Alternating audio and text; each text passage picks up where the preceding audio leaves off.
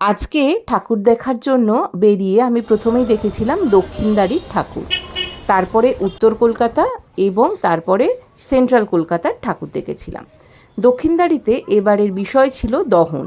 মেয়েদের উপর যে বিভিন্ন রকম অত্যাচার হয় তাই ছিল এবারের দহন থিম।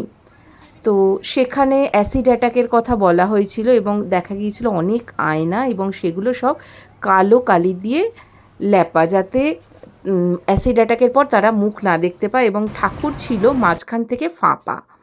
এরপরে গিয়েছিলাম বাগবাজার সার্বজনীনে।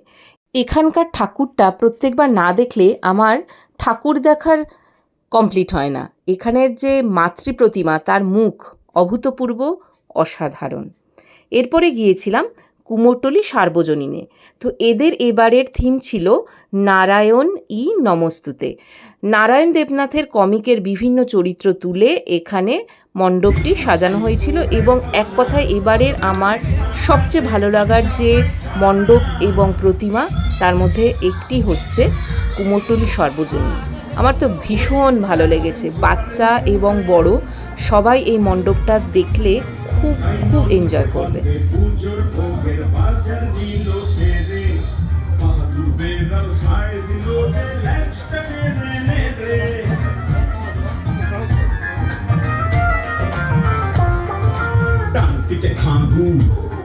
আর কেমিক্যাল দাদু ওরাও শামিল হলো,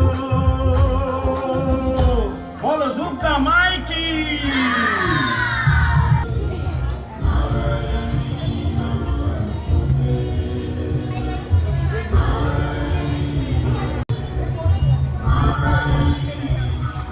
এরপরে গেছিলাম কুমোরটুলি পার্কে ঠাকুর দেখতে।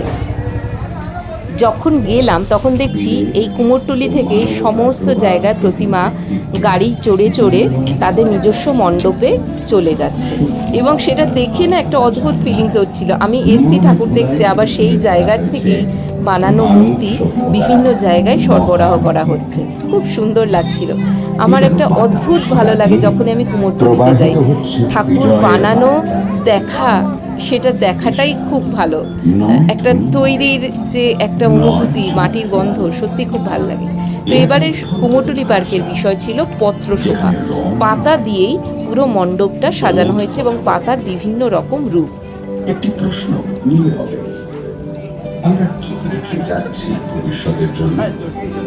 প্যান্ডেলে চারজন না শিল্পের স্নিগ্ধতা,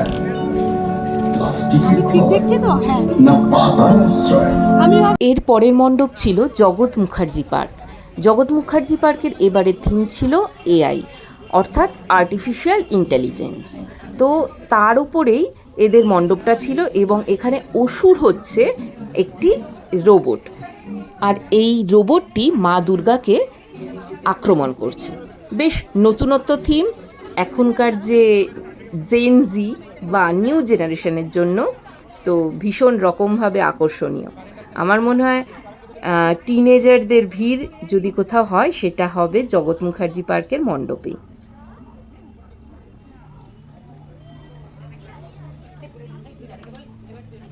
এই এআই রূপী অসুর ওই ওপর থেকে মা দুর্গাকে আক্রমণ করছে, এবং মা দুর্গার হাতের অস্ত্রগুলো সব কম্পিউটারাইজড এবং সেগুলো জ্বলজ্বল করছে। অসাধারণ প্রতিমা এবং অসাধারণ কনসেপ্ট। এরপরে গিয়েছিলাম আহিরিটোলা সার্বজনীনের ঠাকুর দেখতে। তো ওদের এবারে প্রবাহ থিম যেটা ছিল, মণ্ডপের ভিতরে আমাদের যে বিভিন্ন রকম গ্রহ আছে এবং সেই গ্রহের প্রভাব মানুষের শরীরে কীরকমভাবে পড়ছে সেইগুলোকেই দেখানো হয়েছে, আর অভিনয় করেও অনেকে পুরো ব্যাপারটা দেখাচ্ছিল।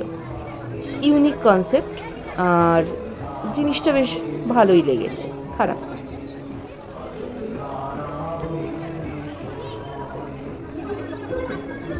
এখান থেকে চলে গিয়েছিলাম চালতাবাগান লোহাপট্টি ঠাকুর দেখতে।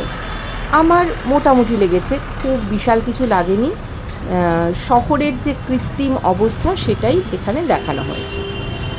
এদের থিম ছিল মূল, অর্থাৎ শিকড়। এরপরে ঠাকুর দেখেছিলাম লালাবাগান নবাঙ্কুরের।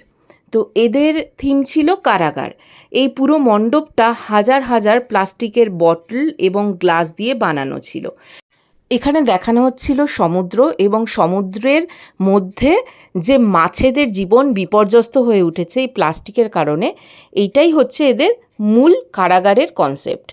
মাছেরা জলের মধ্যে বন্দি, কিন্তু তাদের চারপাশটা ঘিরে রয়েছে প্লাস্টিকে। ঠাকুর বেশ একটু অভিনব ছিল এবং কনসেপ্ট তো অবভিয়াসলি বেশ ভালো কনসেপ্ট।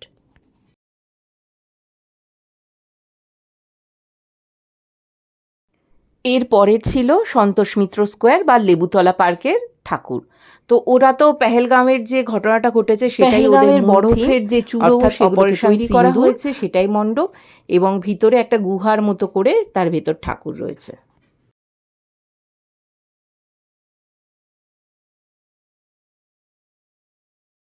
মণ্ডপের ভিতরে ঝাড়টা আমার খুব ভালো লেগেছে, ভীষণ ঝিকমিক করছিল।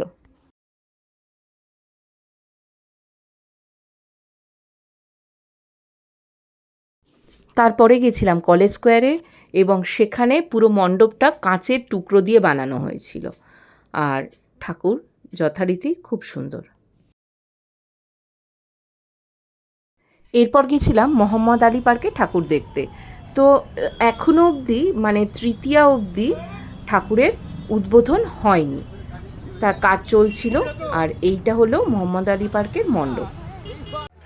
এরপর ছিল হাতিবাগান সার্বজনীন, এবং এদেরও এখনও অবধি উদ্বোধন হয়নি। আর এদের থিম ছিল অথ ঘাট কথা, বিভিন্ন রকম ঘাটের ছবি ওখানে তুলে ধরা হয়েছিল। এরপর এখান থেকে গিয়েছিলাম নলিন সরকার স্ট্রিটে। নবীন পল্লীরও এখনও অবধি উদ্বোধন হয়নি।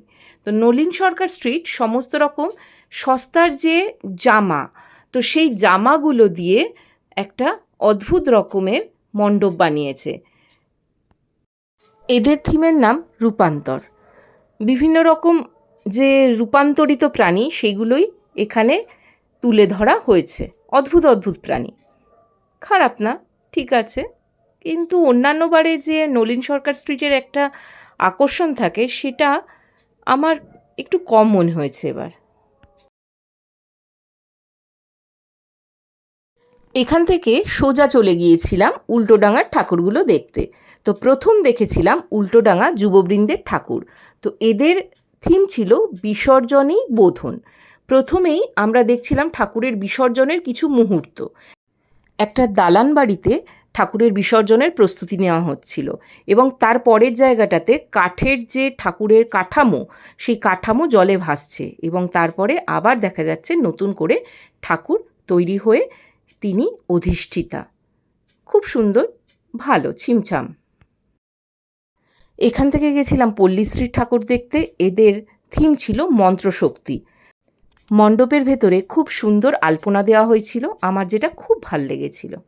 এখনও এদের মণ্ডপ তৈরির কাজ চলছে।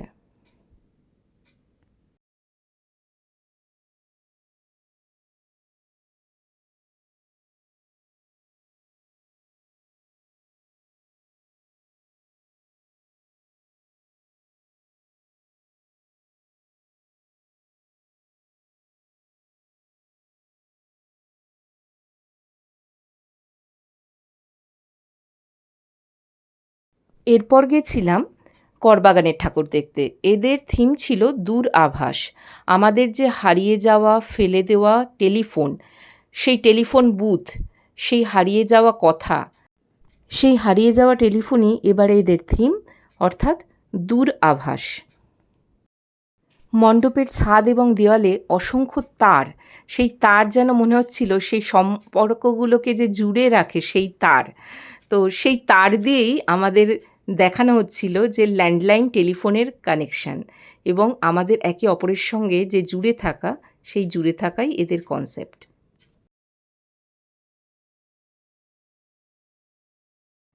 এখান থেকে গেছিলাম তেলেঙ্গা বাগানের ঠাকুর দেখতে। এদের কনসেপ্ট ছিল বা বিষয় অচলায়তন। তো অচলায়তন মানে হচ্ছে সমস্ত রকম কুসংস্কার, সেই সমস্ত কুসংস্কার যা আমরা না বুঝেই মেনে চলেছি বহু যুগ ধরে। যেমন হাঁচি দিলে বাড়ি থেকে বেরোতে নেই, এক শালিক দেখা বারণ, চন্দ্রগ্রহণ সূর্যগ্রহণের সময় আমাদের কি করা উচিত না, তারপরে কাউকে কোনো রকম পারফিউম গিফট করা উচিত না, এক চোখ দেখলে দিন কীরকমভাবে খারাপ যায়, সমস্ত ঘটনাগুলোকে এখানে রাখা হয়েছে। এবং তারপরে যেটা আমার খুব ভাল লেগেছে, যে আমরা একটা কনসেপ্ট আছে যে মাঙ্গলিক, সেই মাঙ্গলিক হলে ছেলে বা মেয়ে যেই মাঙ্গলিক হোক তাকে গাছের সঙ্গে বা কুকুরের সঙ্গে বা বিড়াল বা গরু কারুর সঙ্গে বিয়ে দিয়ে দেওয়া হয়, বা শিব ঠাকুর কোনো ভগবানের সঙ্গে। তো সেই জিনিসটাই এখানে ভালোভাবে সুন্দরভাবে একদম এক্সাম্পল দিয়ে সেই সমস্ত ব্যক্তি যাদের এইরকমভাবে বিয়ে দেওয়া হয়েছে, তো সেই তাদেরই ছবিগুলোকে এখানে তুলে ধরা হয়েছে। খুব ভাল লেগেছে। কুসংস্কারের বিরুদ্ধে প্রতিবাদ গড়ে তোলার চেষ্টা করেছেন এই পুজোর উদ্যোক্তারা।